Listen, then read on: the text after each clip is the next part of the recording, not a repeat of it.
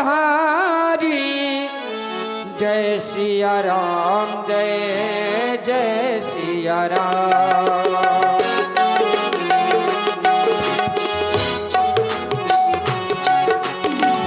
मंगल भवनी अमंगल हारी।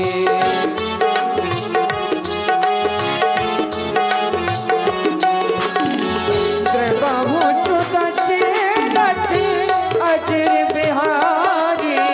द्रवहु सुदशरथि अजिर बिहारी। जब तेरा ब्याह घर आए, जब तेरा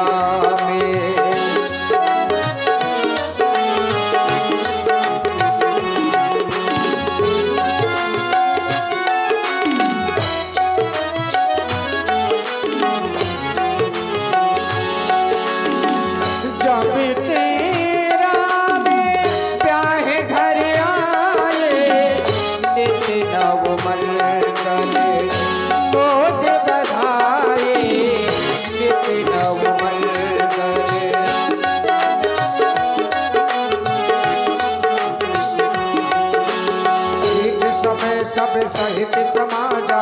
राजसभा रघुराज विराज। राजसभा रघुराज विराज। पावन साकेत नगरी में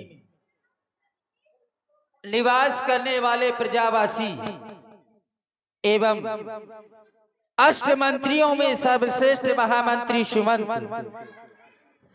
इस सिंहासन के माध्यम से नित्य वह कर्म किए जाते हैं जिससे यह प्यारी प्रजा सुख पाती हो। वो राजा कभी सुख प्राप्त करने वाला नहीं हो सकता जिस राजा के राज्य में यह प्यारी प्रजा दुख पाती हो, क्योंकि हमारे शास्त्र कहते हैं जा सुराज प्रिय प्रजा दुखारी। सोनेप अवस नरक अधिकारी। वो राजा नरक का गामी होता है जिस राजा के राज्य में प्रजा को कष्ट मिलता है। वो राजा सोचनीय होता है जिस राजा को अपनी प्रजा अपने प्राणों के समान प्रिय नहीं होती। कहा गया सोचिए निप जो नीत न जाना, जय ही न प्रजा प्रिय प्राण समाना। जिस राजा को अपनी प्रजा प्राणों के समान प्रिय नहीं है वो राजा सोचनीय है। अगर कर्म और धर्म को ध्यान में रखा जाए तो हम अपने इस जीवन का सदुपयोग कर सकते हैं, लेकिन यही प्राणी जब अपने कर्म को भूल जाता है, पद भ्रष्ट हो जाता है, तो ना जाने ऐसे कितने कृत्य कर देता है जिससे जीवन भर उसको पश्चाताप के आंसू बहाने पड़ते हैं। अगर कर्म और धर्म को ध्यान में रखा जाए तो हम अपने इस जीवन का सदुपयोग कर सकते हैं, क्योंकि ये जीवन हमें बड़े भाग्य से मिला है। यह शरीर देवताओं को भी दुर्लभ है, हमें बड़े भाग से यह मानव का शरीर मिला है। और अगर यह जीवन परहित में कार्य नहीं आ सका तो वो जीवन अविकार है। इस जीवन के बारे में तो हमारे ऋषि मुनि कहते हैं कि ये जीवन हमें सब कुछ देने वाला है, जैसा कि हमारे ऋषि मुनि कहते हैं। वह जीवनों भी क्या ये जीवनो है,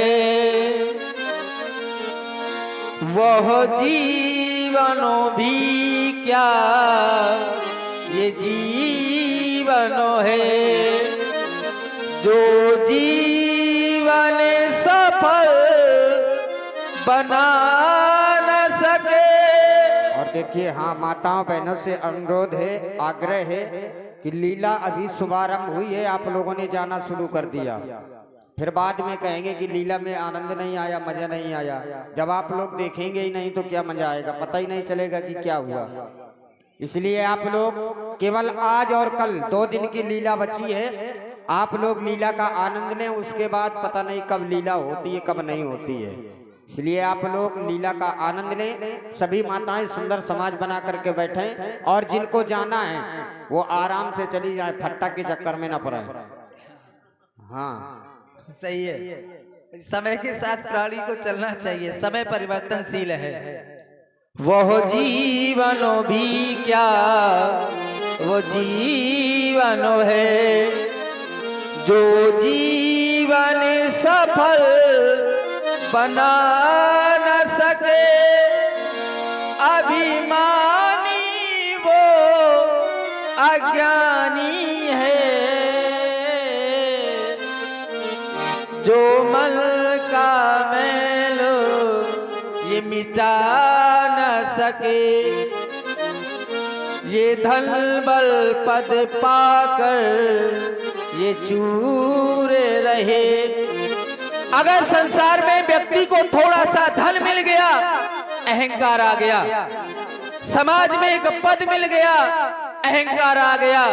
लेकिन अहंकार किस बात का कि धन बल पद पाकर ये चूर रहे, और सत्ता पाकर भूल रहे, वो सारी शक्ति निरर्थक है,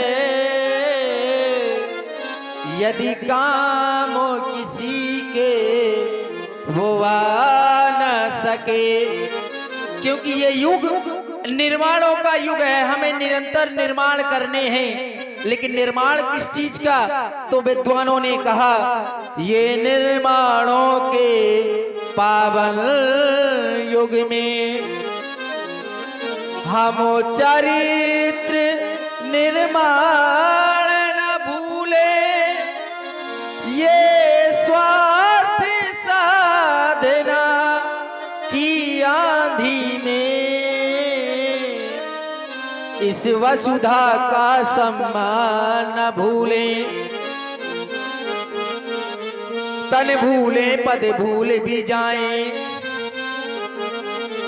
परमात्म पिता सम्मान न भूले, ये स्वार्थ साधना की आंधी में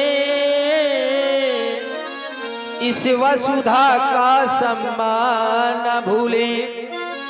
जिस दिन यह व्यक्ति अपने शरीर को काम क्रोध मोह लोभ मद मत्सर इन 6 विकारों से अपने शरीर को बचा लेगा, उसे अपने जीवन की सार्थकता प्राप्त हो जाएगी।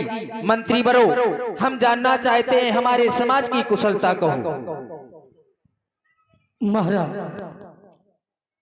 आपने कहा कि मंत्रीगण, क्या हमारी जहां तक भी राज्य की सीमा है वहां तक किसी को किसी प्रकार की कोई समस्या तो नहीं? नहीं महाराज, गौशाला पाठशाला और धर्मशाला सब सुचारू रूप से चल रहे हैं।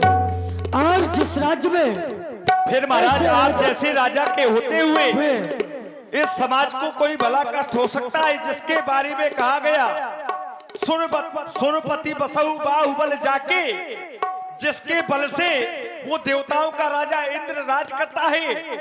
भला ऐसे राजा के राज्य में कोई दुखी हो सकता है? ऐसा ही नहीं, इतना नहीं, आपके लिए कहा गया धर्म धुरंधर गुणनिधि ज्ञानी, साधारण ज्ञानी नहीं, गुणनिधि ज्ञानी। तो ज्ञानी राजा की राज्य में समाज कभी दुखी नहीं हो सकती। हे महाराज, गौ ब्राह्मण संत सभी एक समान प्रसन्नता से है और आपके राज्य में पूरी समाज प्रसन्नता से है। मेरे द्वारा किए गए कार्यों से मेरी प्रजा प्रसन्न है। एक राजा को इससे बढ़कर के और क्या चाहिए? लेकिन मंत्री बरो, आज हम अपने सेनागार से सीधे सभागार की ओर चले आए हैं। मानो हमें ऐसा प्रतीत हो रहा है कि हमारे पूर्वजों का यह ताज, यह मुकुट कुछ टेढ़ा है। दर्पण की व्यवस्था करो, आज हम इसे यहीं पर संवारेंगे। जो आज्ञा महाराज।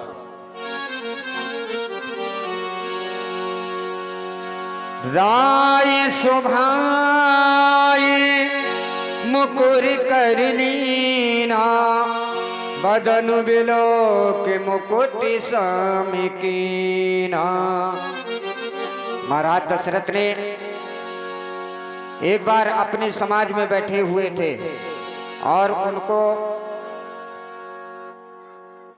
एक बार याद आया कि उनका मुकुट टेढ़ा है, लग रहा है कि उनका मुकुट टेढ़ा है। उन्होंने देखा और आईना मंगा करके मुकुट को देखते हुए उनकी नजर पड़ी।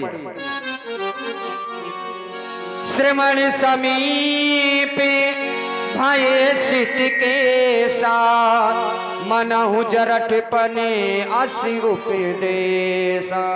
मंत्री वरो, संसार में अगर कोई सच्चा है तो वो है दर्पण, क्योंकि दर्पण कभी झूठ नहीं बोलता। आज जैसे ही हमने अपने मुख को दर्पण में देखा तो पाया क्या, श्रवण समीप भय सिप केसा, मनहु जरठपन अस उपदेशा। हमारे कानों के समीप वाले बाल सफेद हो गए हैं, मानो हमें संकेत कर रहे हैं कि राजा दशरथ अब तुम्हारा बुढ़ापा आ गया, बहुत जी लिया तुमने जीवन, अब तुम्हें इस स्थान को छोड़ देना चाहिए और वन में तपस्यारत हो जाना चाहिए। क्यों नहीं, क्योंकि सिद्धांत भी कहता है चौथे पन जाइए निप कानन, चौथी अवस्था में राजा को वन में जाना चाहिए। मंत्री वरो, जिस समय हम अपने मुख को दर्पण में देखते हैं तो पाते क्या हैं? वो देखो आता है ग्रीष्म काल, सुंदर वसंत ऋतु जाती है, तरुणाई में छा गई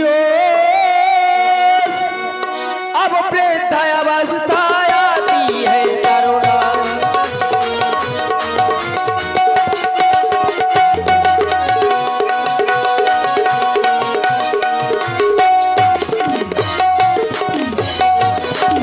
काली मत वाली रात गई, काली काली काली,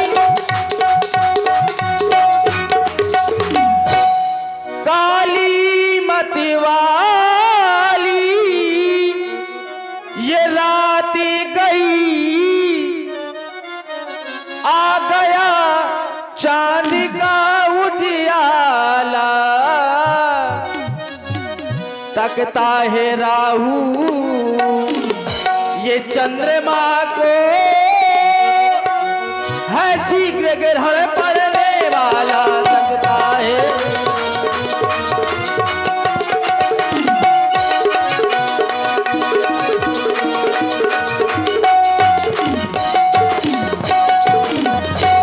व्यक्ति का जीवन इसी में निकल जाता है, ये तेरा है, ये मेरा है, यही तो माया है। मेरा मेरा करते करते वो दिल जैसा दिन ढलता है, बदली ने रंगत ये बदली है, सूरज पश्चिम को चलता है बदल।